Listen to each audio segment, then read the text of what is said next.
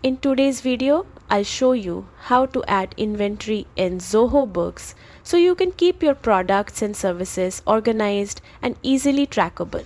Start by logging into Zoho Books and navigating to the Items module in the left sidebar.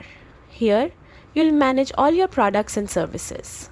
Click the plus new button at the top right to add a new item. Begin by selecting the type product or service and enter the item name with a clear description.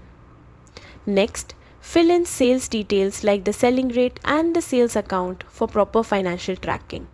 Then, add purchase details, including the purchase rate and account, typically cost of goods sold. For inventory tracking, check the option to track inventory.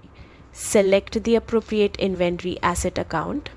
Set your opening stock and opening stock rate and define a reorder point to get alerts when stock is low.